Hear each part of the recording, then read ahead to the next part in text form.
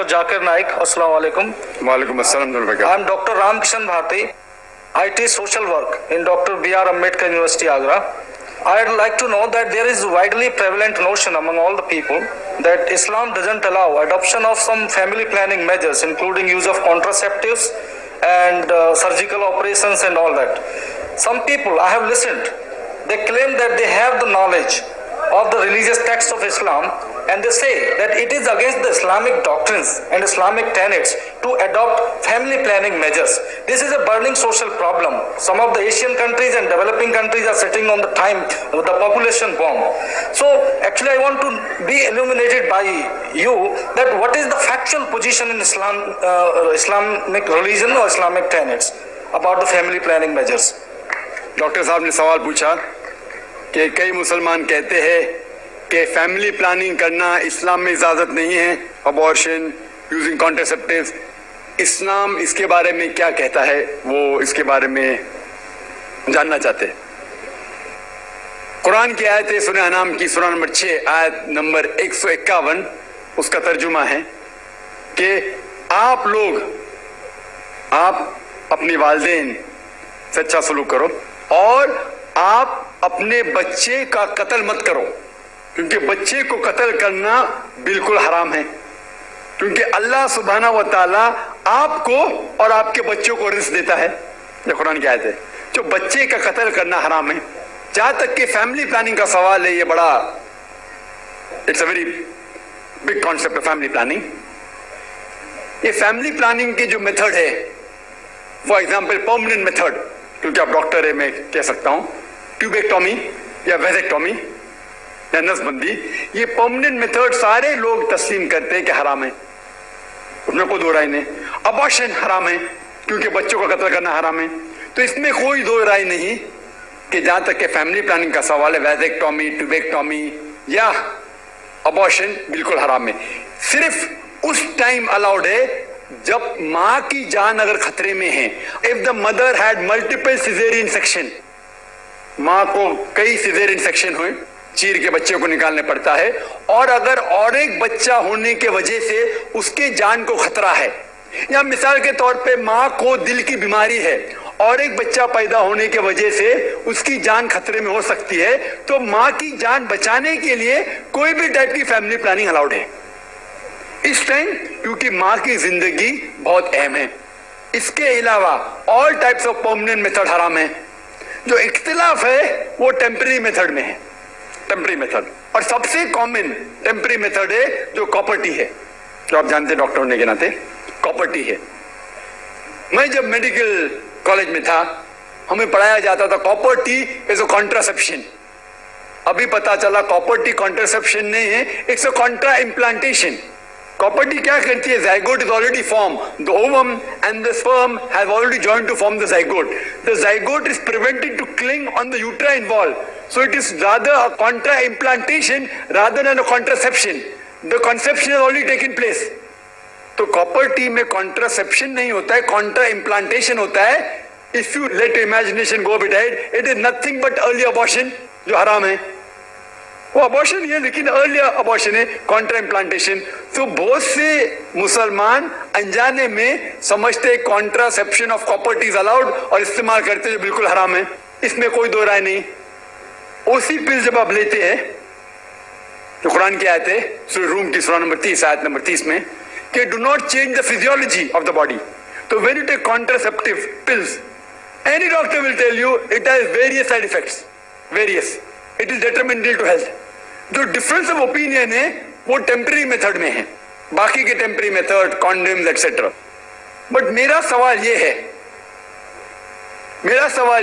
कि आप कॉन्ट्रासेप्शन क्यों इस्तेमाल करना चाहते हैं? आप फैमिली प्लानिंग क्यों करना चाहते हैं? ये सवाल है, सबसे अहम सवाल। और इसकी दो वजह हो सकती है, सिर्फ दो। सारे वजह को इकट्ठा करेंगे तो दो ग्रुप में आप बांट सकते हैं। एक ग्रुप क्योंकि वो इंसान शायद गरीब है और बच्चे की परवरिश नहीं कर सकता, या दूसरी वजह कि वो चाहता है कि अपने बच्चे को अच्छी से अच्छी तालीम दे, तो बीच में स्पेसिंग होना चाहिए। मैं बच्चे को डॉक्टर बनाना चाहता हूं, तो अगर एक के बाद एक जल्दी होंगे फटाफट तो मुश्किल है, मैं जरा 3 साल 4 साल 5 साल बाद दूंगा। ये दो वजह हो सकते हैं। میں آپ کو یہ کہنا چاہتا ہوں کہ میں میرے والدین کی 5ویں اولاد ہوں، 5ویں اولاد، 5th۔ اگر میرے والدین فیملی پلاننگ کیے ہوتے تو میں آج دنیا میں نہیں آیا ہوتا۔ Am I a boon or a bane for society؟ کیا میں معاشرے پہ بوجھ ہوں کہ فائدے مند ہوں؟ اور لوگ کہتے ہیں کہ ڈاکٹر سب سے اچھا پیشہ ہے، اچھا پیشہ الحمدللہ، لیکن میں نے وہ پیشہ چھوڑ کے اور اچھے پیشے کے لیے آیا، جس طرح اللہ تعالیٰ فرماتے سورہ فصلت میں سورہ نمبر 41 آیت نمبر 33 میں وَمَنْ أَحْسَنُ قَوْلًا مِّمَّنْ دَعَا إِلَى اللَّهِ وَعَمِلَ صَالِحًا وَقَالَ إِنَّنِي مِنَ الْمُسْلِمِينَ۔ کون وہ شخص ہے بات کرنے میں بہتر؟ وہ شخص جو لوگوں کو اللہ کی طرف بلاتا ہے۔ تو میں نے میرے ڈاکٹری پیشے کو چھوڑ دیا ہوں اور بہتر پیشے کے لیے۔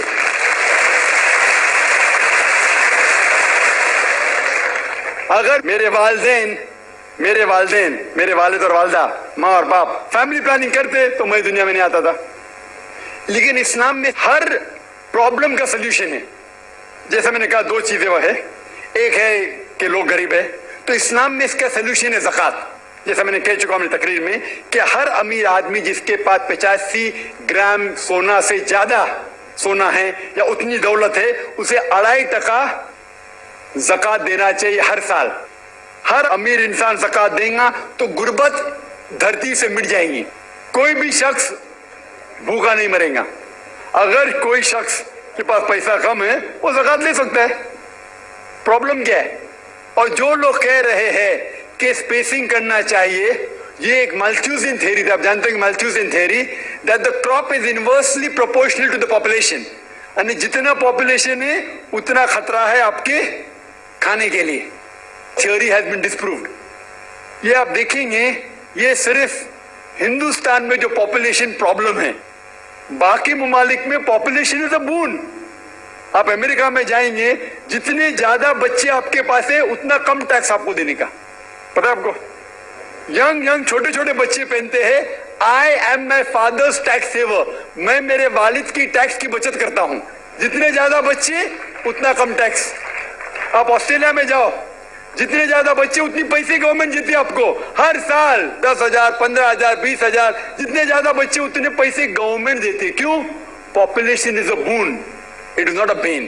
پاپولیشن جتنے زیادہ لوگ اتنا فائدہ، آپ سمجھ رہے؟ اور دھرتی کا صرف 30% استعمال ہوتا ہے، 70% of the land is not being utilised. تو پاپولیشن اگر ڈبل ٹرپل بھی ہوگی تو بھی کوئی نقصان نہیں۔ وہ پرابلم ہے گورنمنٹ کے پاس کہ گورنمنٹ کو انسان کو صحیح طریقے سے استعمال کرنے نہیں آتا ہے، تو ہم کہتے ہیں ہم دو ہمارے دو، ایک کے بعد ابھی نہیں، دو کے بعد کبھی نہیں۔ تو یہ پرابلم ہے کہ ہمیں گورنمنٹ لاز کو بدلنا چاہیے۔ Population is never a problem, it is a bone. کس طریقے سے انسان کو استعمال کر کے دیش کو بڑھانا چاہیے وہ امپورٹنٹ ہے رادر دین فیملی پلاننگ۔ اور آپ جانیں گے کہ اللہ سبحانہ و تعالیٰ نے 2 بار قرآن مجید میں اس کے بارے میں ذکر کیا ہے۔ ایک ہے سورہ اسراء سورہ نمبر 17 آیت نمبر 31، اور دوسری آیت جو میں نے پیش کیا سورہ انعام سورہ نمبر 6 آیت نمبر 151 میں۔ پہلے جگہ اللہ تعالیٰ کہتے کہ آپ اپنے بچوں کا قتل مت کرو، کیونکہ اللہ سبحانہ و تعالیٰ آپ کو بھی رزق دیں گا، آپ کے بچوں کو بھی رزق دیں گا۔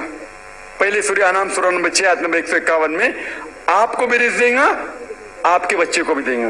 دوسری آیت میں سورہ اسراء میں سورہ نمبر 17 آیت نمبر 31 میں اللہ تعالیٰ فرماتے بچوں کا قتل مت کرو، اللہ تعالیٰ رزق بچے کو بھی دیں گے، آپ کو بھی دیں گے۔ ابھی یہاں ادلا بدلی ہو جاتی، پہلے آیت میں کہا گیا کہ آپ کو رزق دیں گے، آپ کے بچے کو بھی، دوسری آیت میں کہا گیا آپ کے بچے کو بھی رزق دیں گے، آپ کو بھی دیں گے۔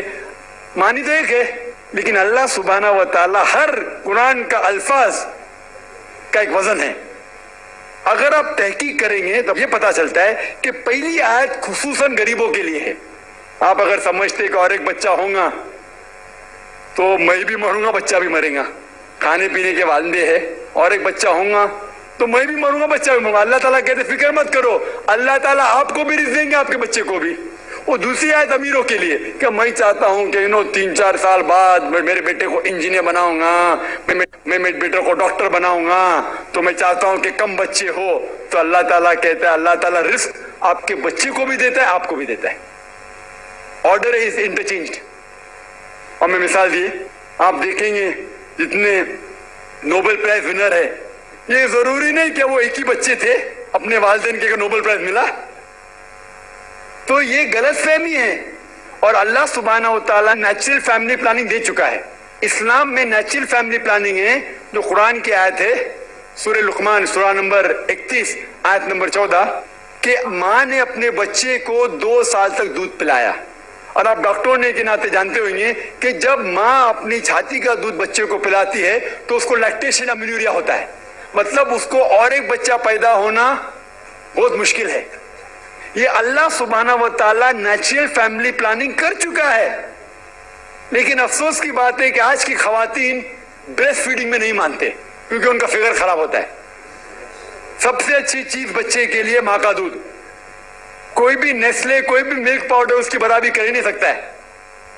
تو اللہ has given natural method of family planning. میں جانتا ہوں کہ یہ 100% سیف نہیں ہے.